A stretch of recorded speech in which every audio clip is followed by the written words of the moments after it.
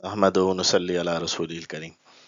امام مہدی علیہ رضوان کے متعلق متعدد احادیث مبارکہ وارد ہوئی ہیں جن میں ان کی صفات، علامات اور ظہور کی نشانیاں واضح طور پر بیان کی گئی ہیں۔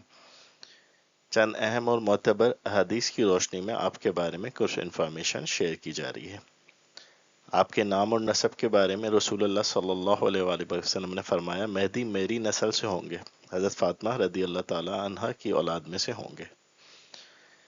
آپ کے نام کے بارے میں فرمایا رسول اللہ صلی اللہ علیہ وآلہ وسلم نے، ان کا نام میرے نام جیسا ہوگا اور ان کے والد کا نام میرے والد کے نام جیسا ہوگا، یعنی ان کا نام محمد بن عبداللہ ہوگا۔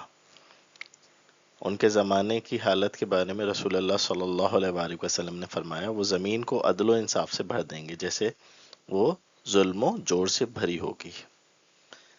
آپ کے ظہور کی نشانیوں کے بارے میں فرمایا گیا، تمہارے خزانے پر 3 خلیفہ کے بیٹے آپس میں لڑیں گے مگر وہ کسی ایک کو نہیں ملے گا، پھر مشرق سے سیاہ جھنڈے نکلیں گے، پھر امام مہدی کا ظہور ہوگا۔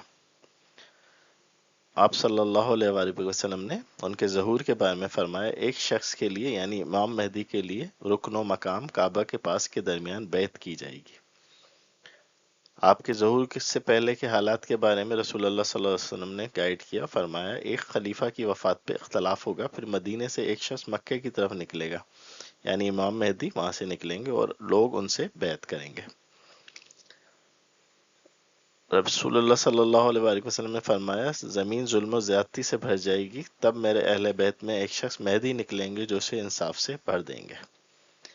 اللہ سبحانہ و تعالیٰ سے دعا ہے کہ امام مہدی کے لشکروں میں ہمیں بھی شامل فرما اور ہماری اولادوں کو، آنے والی نسلوں کو ان کے ساتھ جو ہے زمین میں انصاف قائم کرنے والوں میں شامل فرمانا، اور ہمارے تمام معاملات رحمت کے ساتھ پورے فرمانا، تکمیل فرمانا۔ اللہم آمین۔